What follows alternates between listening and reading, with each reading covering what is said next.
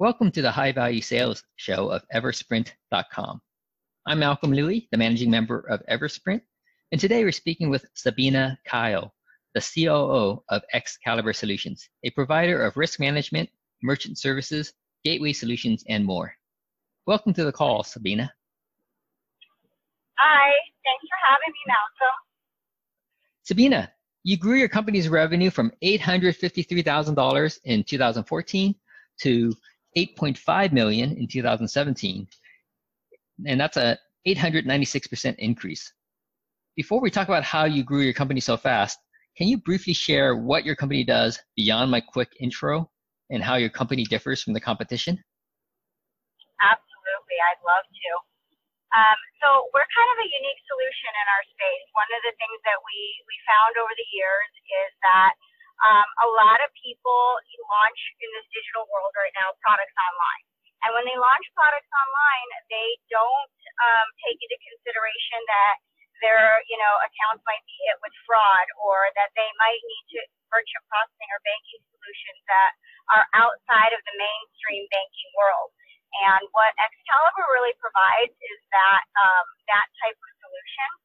And we provide the chargeback resolution management, the fraud management, the risk management, everything that we can possibly do to protect those myths is provided within our software solution called XProtect. And what I'd say sets us apart from the competition is that while software is amazing and great and everything, sometimes it just takes a little bit of a real person touch to kind of analyze what's really going on with someone's business that's causing possible fraud. It could be happening in their fulfillment house, their inventory. It could be happening in their accounting department. It could be happening with their call center. There's so many things that come into play when managing risk online and managing fraud online. And we provide more of that hands-on approach. So while the software gives us the initial data, looking into each piece of what's going on and our team analyzing and doing audits is what really, puts us ahead of the rest.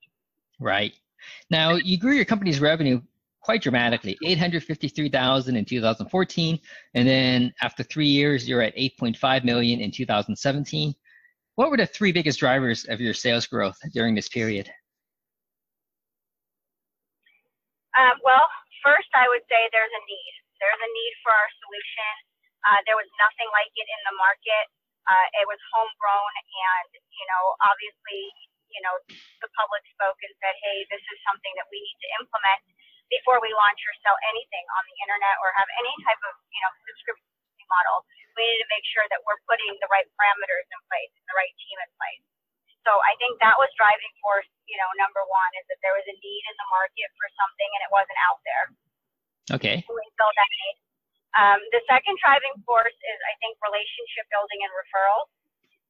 We, as a company, have never done any marketing. We don't do any advertising. We don't buy any leads. We have no sales team. And I think that is unique, in the growth of any company. We actually don't do any internet advertising. Our entire company grew from referrals and relationship building and people saying, "Hey, we love this product. You need to talk to this company." Now, have you found that flow has been sufficient still to drive the growth that you're looking for? I mean, I'm a pretty slow and steady type of person, and I've seen, in my experience over the years, companies explode and they grow, without putting the proper measures in place, proper staff in place, proper operational procedures in place, and then they grow to the point where they can no longer handle their client base. And I never wanted to be that company. I wanted to be a company that, grew to scale and grew organically. And I kind of set out to, it almost happened by accident, actually. I originally started Xcaliber so that I could be at home with my new baby. And I never in a million years expected it to grow into, a large company, with, everything that it is today. Right. Okay. How about for a third driver? Do you have a third driver that was a contributor to your growth? And I would say the third driver would be our referral partners. So we've aligned ourselves with a lot of companies that online merchants would use in the industry, like, CRM tools and fulfillment houses and call centers, and creating a good solid partner base around us, where, people would use those solutions and those solutions would integrate directly to our solution. And I think that was a big driving force as well. Fantastic. Now earlier you said your solution was homegrown, so it's not an off-the-shelf package of software that you put together and you made work together. This is a solution that you created on your own. Is that right? Correct. So originally our whole solution started with a pivot table on my computer. And and of course with the pivot table and not having things automated, or, everything runs slow and there's only so many clients you can take on. So we decided, to create the first, basically what we call version of XProtect. And the basic version of XProtect initially, all it did was process chargeback. So it would, if a chargeback or a customer complaint came in, our system would auto respond to that complaint. And it was really just bare bones. And, we've since had, so many add-ons and versions to where we can score and rate transactions and customers buying from people online. And, we're providing services called what we call Order Insight, where if a customer is calling their bank, we can respond to the bank in real time so that they have enough information to avoid a chargeback altogether. So it's really just grown from, just a basic solution to, a full enterprise level software. We have, a white label program where several banks are white labeling our system now. So it just really all grew from the pivot table on my desktop. Now, I find it shocking to believe that you could have a business from a pivot table. What was in your pivot table way back then?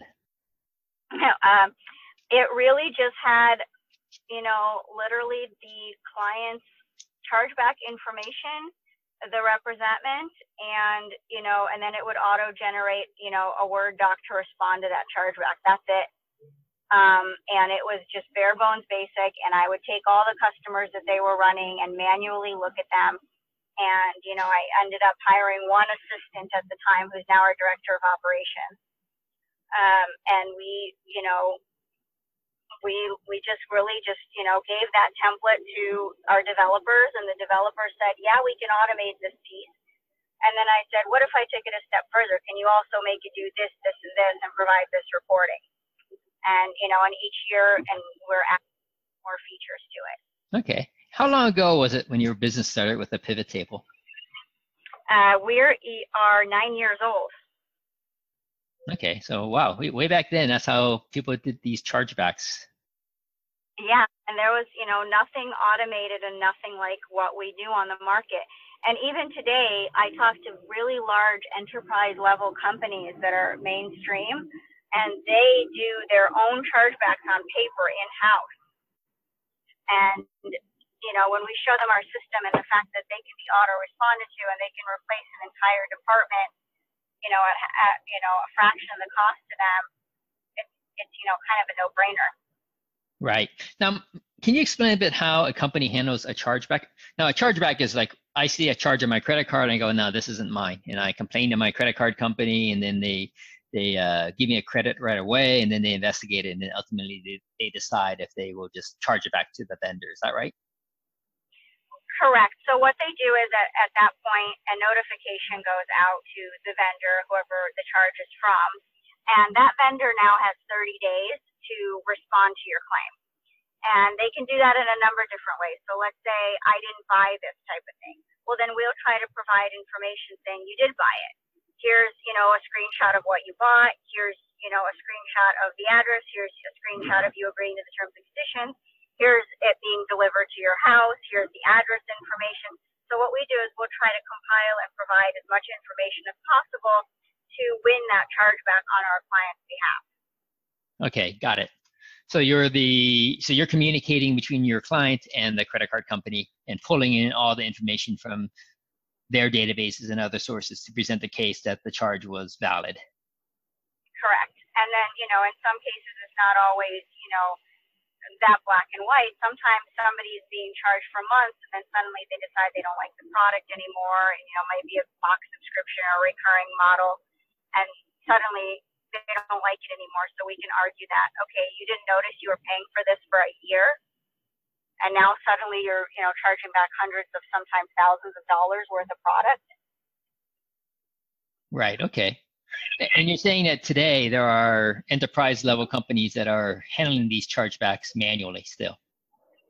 Right. So what many companies do, such as some of the ones we're talking to today, is, they just go into the processor. The processor will provide you with a portal, and they go in there and they pull down the chargeback, and then they put together paperwork and, and submit and upload all those documents. And they, in a lot of cases, have a team of people internally that sit there and do that. Right. And I'm talking about, significantly, large companies where you would think, this isn't happening.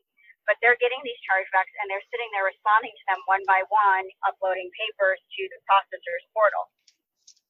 Wow, painful. Yeah, and so, our solution would put those documents together within a matter of seconds and, send it off to the processor on their behalf. Right. Now, how big a company or how small a company would your solution be perfect for?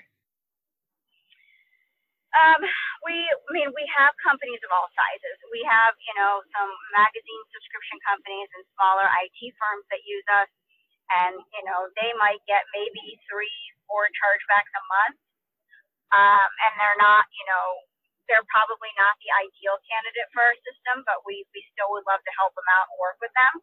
Okay. And then we have clients that get thousands of, chargebacks a month, where, they're large scale and they ship, all over the country, and, they need something automated immediately. Right. Okay. Now the companies that the smaller ones that only do 3 or 4 chargebacks per month, that sounds to me that they'd probably pay you. Do they pay you on like a per process chargeback? Is that how your model works? Yeah. So we would charge them, just when we respond. Okay. And we also have our fraud scrub services and alert services. So we would charge those as they come in. So if we were able to, prevent a chargeback from happening, then we would essentially charge them for that service as well. Right. Right. Okay. So you don't really work so much on a flat fee basis, right? So a company that has 1,000 chargebacks a month, they would pay more than one that only has 3 or 4 a month. Correct. So we don't have anything that's a flat fee based program.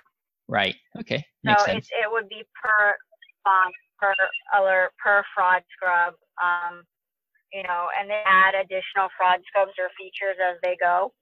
Okay. So can you share depending on what they need? So if they see charges oh, go ahead. No, go ahead. You're about to say something. Depending on what they need, and then I interrupted you. It just depends on, what they need, and, if they see something that, if we find something, our team audits it and they say, okay, look, if you need to add this and more parameters to them, and that it would also increase their fees. Okay. Sabine, would you mind repeating what you just said? I kind of lost you a little bit. Oh, sorry about that. So what I was saying is that, we might audit the account and recommend that they add additional fraud services or change what they're currently using within our system, to kind of customize it more to what's going on with their business. Right. Okay. Can you describe again the different add-ons? I know that you have a process to help people deal with chargebacks that come back to them. So what other add-ons do you have now? So we have direct representment process. We have the alert, where we're directly integrated into issuing banks. So we're able to refund a transaction before it becomes a chargeback. We also have a system we call Order Insight, where it allows us to represent a chargeback when someone's calling the bank and give them possibly and hopefully give them enough information to cancel the chargeback out. And all this is in protection of the merchant account. We also have our 10-point scrub. The 10-point scrub can tell somebody something along the lines of geolocation. Is this customer in Florida shipping to Texas, but their billing address is in Iowa? That might be a red flag. Okay. Is this customer, has this customer bought, if somebody's selling, for example, skincare or cosmetics online, how many of those have they bought? Are they frequently charged back? So, frequent chargeback offenders, lost or stolen cards. So that's another feature of something we could scrub out. Ah, very cool. Yeah, I have to say, there are some times when I think, now, your services come in after the charge or as they are doing the transaction? As they're doing the transaction. So right. We actually will sit on their shopping cart. Okay. Yeah, sometimes I find those services utterly frustrating at times, right? I mean, I see myself as a legitimate purchaser of something, and then for whatever reason, their system isn't allowing me to complete the transaction. I guess you would call that a false positive, I suppose. And possibly, a million different things can happen. And in our system, we can review and pen transactions. So let's say you came to one of our client sites and you were borderline. Okay. We're not sure why you didn't go through. So at that point, our client has the ability to call you back and see if you're still interested in the product, or maybe use a different card, or find out why you didn't go through. Right. Okay. Yeah, in my experience, when I encounter these things where it doesn't go through, and I've learned that, one, you don't want to try it again and again, because then I've had the case where my credit card would put a hold on my account, right? Because they're thinking, why is this guy trying to run the same transaction through so many times? Exactly. Yeah. Yeah. So, yep, we okay. get that a lot. All right. Now, you said that you were able to build your business through referrals and word of mouth. Can you talk a little bit about that? Yeah. So,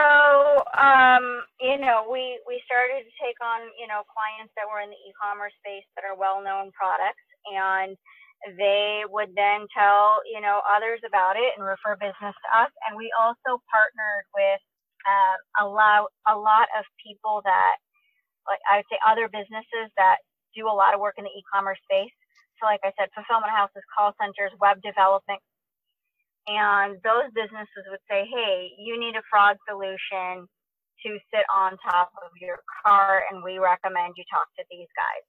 So like, we're a preferred partner for a company called Verify, and Verify, if somebody calls into them and needs a service like ours, they'll refer the customer to us, and we will, we'll be able to contact them about our services.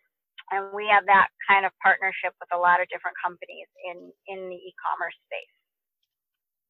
Very cool.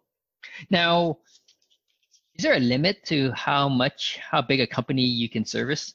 Like, I'm sure Amazon has their own fraud services in-house. Would you be able to handle someone as big as that? We would, because like I said, our system's automated, and so it's all a matter of, them sending us the transaction data and then us representing the transactions. So yeah, if you know somebody at Amazon, that would be a great referral, Malcolm. Sure, I'll keep that in mind. That would be a huge, I imagine that would be a very big customer for you. It would be amazing, and you would be my best friend. Forever. Yes, forever and ever. You will send you candy. Ah, done. I'm going to get that candy now. Now, I imagine there's some concerns that a client might have for you about sharing that information. How do you address that? Sharing what type of information? The information you need to present the case that this chargeback was incorrect and it was a valid transaction, right? I mean, you have to share the details of the transaction, the customer details, what they bought, when they bought, and so on. Yeah. So we haven't run into an issue where somebody hasn't wanted to share that data, because when they're contacting us and signing up for our service, they're signing up for just that, and we can't properly represent them if we don't have access to that data. Right. We provide secure servers where the data is housed, with co-location Once it's after a certain period of time, it's erased from our system. So, Mm-hmm. Somebody can only charge back over a certain period of time. So once that is gone, it's gone. Once the time has passed, we no longer save that data. Right, right. Okay, got it. So I take it there must be some industries that could just, because of the regulatory side of things, can never do work with you, right? I mean, the health insurance, for example. Well, they could, because health insurance has the HIPAA compliance rules. We have PCI compliance rules, which are payment card industry rules, where we also truncate all the information. And I am not sure of a lot of health insurance companies, though, that have a chargeback issue. Mm-hmm. Because usually you either went to the doctors or you didn't. So, it's kind of a black and white thing. True. We've true. recently actually come across companies that are in the food delivery service that have had a chargeback issue where people say they didn't get their food in time, or it was cold, or whatever the reason might be. That's free for us right now. Right. Okay. Now, you mentioned before about your referral partners. Do you proactively seek them out, or do they find you?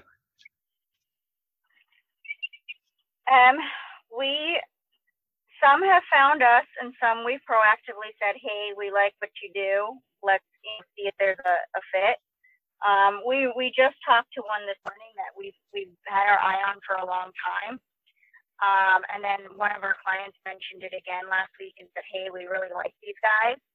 And they have a really cool analytic tool. And so we got on a call this morning for quite some time and worked out how we're going to partner back and forth and, create a link between our two systems where somebody signing up for their service could also add on ours, and vice versa, where somebody signing up for our service could add theirs on. Right. Okay. Can you share with me your plans for 2019? So 2019 is going to be an interesting year. We have a lot of irons in the fire, and a lot of big things and some big pending new clients coming on board. We plan to grow again. We are launching a better structure, more levels in our organization that we didn't really need before, and I think it's going to be a good year. There's a lot of bank regulations coming down the pipe that we have been helping our clients through, and I think as long as we stay the authority in the industry and we stay ahead of the game, we're going to continue to do what we've been doing. Okay. Can you give an example of how the bank regulations are impacting your clients and or your business, and how you're helping both parties work through it? Absolutely. That's a great question. The card brands, Visa, MasterCard, they've been really heavy regulating a lot of the e-commerce and online space, and there's a lot of regulatory things that are coming down the pipe. They want to make sure that you're not doing any kind of false advertising.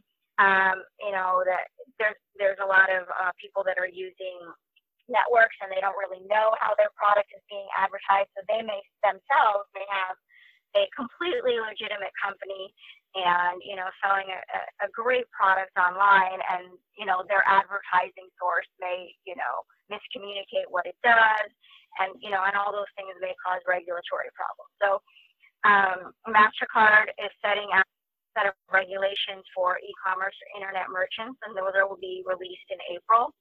And, it's either going to be great or it's going to be, really bad for some. But I think that the people that are doing the right thing and following the regulations are going to make it out of it on top. How are we helping with that? We are assisting our clients in putting in place things now that will help them prepare for the new MasterCard regulations, things such as notifications that are going to be going out to your customer when they buy with, the terms and conditions of what they purchased, and, giving them the ability to cancel if they don't want it. That's been a big thing. A lot of customers complain that, hey, I bought this, but I don't know where to call or what to do to cancel it.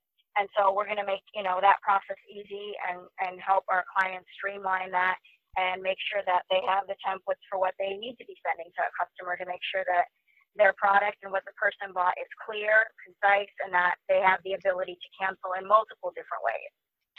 Right. Okay. What are your 2019 plans in terms of marketing and sales? So we plan on doing no marketing and no sales at all in 2019, just like we've done in the past 9 years.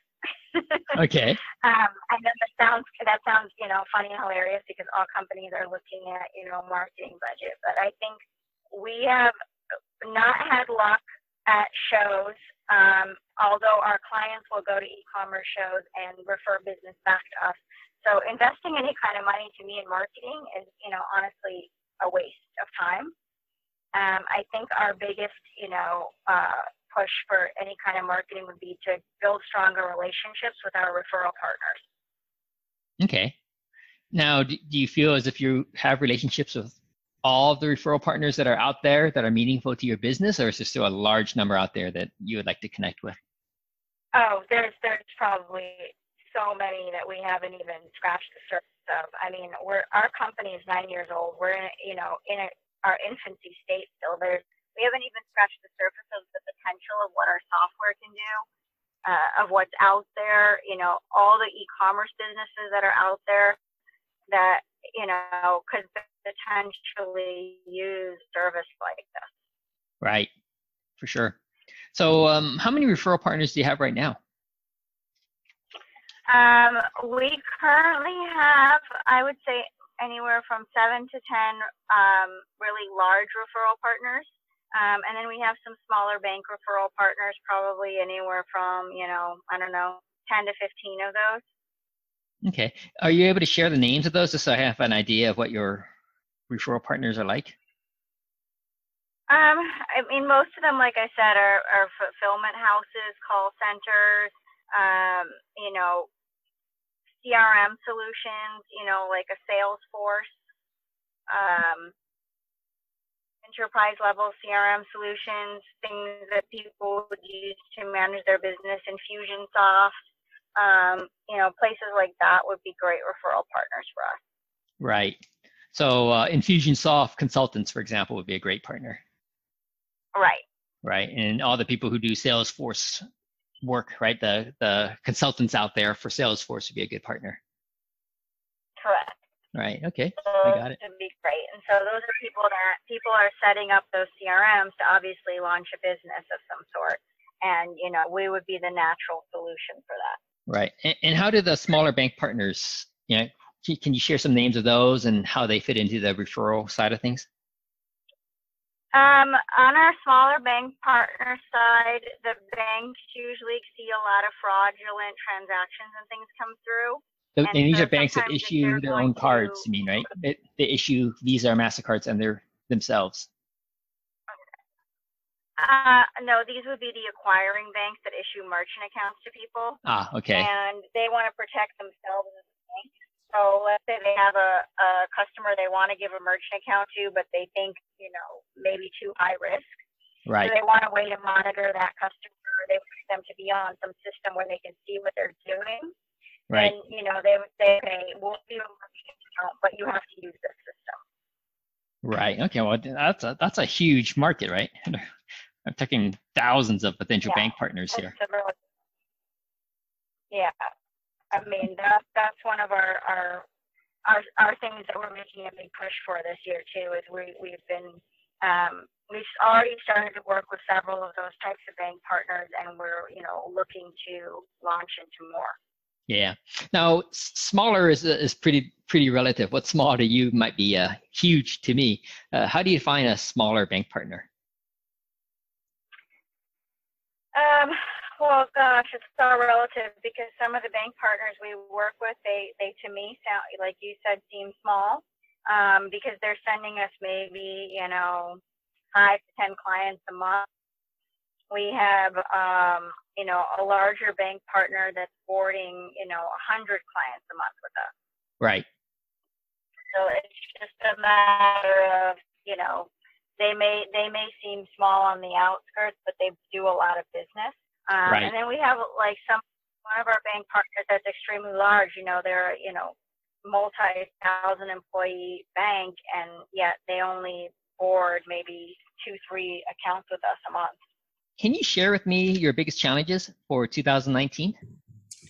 I would say our biggest challenges are going to be making sure that our clients are up to date on the new upcoming MasterCard regulations, make sure that, their business isn't affected by it. I think that's going to be one of our main pushes and biggest challenges. Okay. And what are you going to need to do to make sure you're up to date? Is it just a matter of working with MasterCard and talking to them and seeing what their changes are? Do you have to involve other people in the loop here? I think it's going to be a matter of, it's going to be probably a two-prong attack. One, obviously staying in the loop on what, the actual MasterCard regulations are going to be. And then being able to articulate those and communicate those well to our clients, and, hope that we're influential enough with them to set them on the right track. A lot of these guys, like, I'm saying we're old school guys who, are set in their ways, and we're hoping that we can, show them that things are changing. Right. Now, how's MasterCard going to verify that you're complying with their new regulations? So MasterCard has begun working with the processors that are issuing the credit card accounts to these companies, and putting in place regulations and things that are going to affect their processing if they don't comply. Right. But maybe I misheard you, but I thought part of the requirements involves how they are using their advertising as well. Did I mishear you about that? Yeah. So what's causing the majority of what MasterCard is, getting pushback on is the way that these companies are advertising online is causing a lot of customer complaints, and it's also causing a large number of chargebacks. Okay. And so what's happening is a lot of our companies are hiring, outside advertising agencies, SEO companies, marketing firms, and, these marketing firms are not properly advertising their product. Right. Okay. But MasterCard is going to tell them to don't do it this way. It causes more chargebacks. But how is MasterCard going to verify that the issuing companies here? So what MasterCard's requiring right now is that anyone selling products online send adequate notification to the customer buying, either via email or text, explaining that they've made a purchase, how much that purchase is going to be, and giving them a clear button or option to be able to cancel that transaction. Right. Okay. Got it. And if they don't comply and they don't put these practices in place, then MasterCard could potentially ask the bank to turn off their ability to take credit cards. Right. And MasterCard will get an inkling that business is not doing it simply by the level of chargebacks. And then they can take a closer look and say, yeah, they're not complying. Hence, let's switch. Exactly. Right. I got it. Now, 3 last questions for you. Mm-hmm. What is your ideal billboard message along a fast-moving freeway where people only have 6 seconds to see a billboard before they drive by it? Wow. That's kind of a hard one. You have 6 seconds, huh? And I'm not a fan of billboards. I usually don't look at them. But I would say if I had to put a message up there, it would probably be something along the lines of,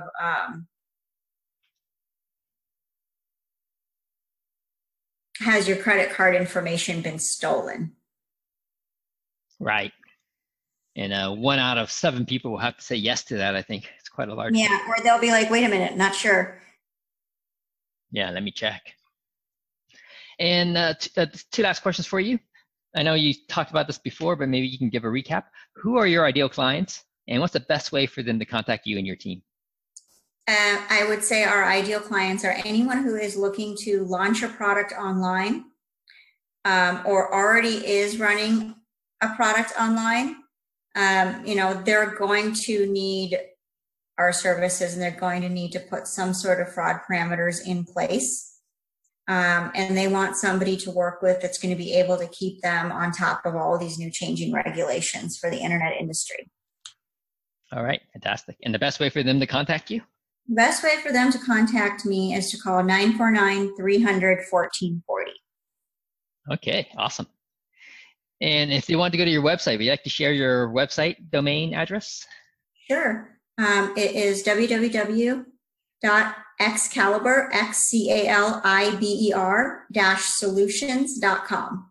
All right, fantastic. Thanks for joining us today, Sabine, and sharing how you accelerated your company's high-value sales. Absolutely. Thanks for having me, Malcolm. We've been speaking with Sabine Keil, the COO of Xcaliber Solutions, about her company's rapid growth. For interviews with other fast-growing, high-value sales companies, or to learn how we can accelerate your firm's high-value sales through automation, visit eversprint.com.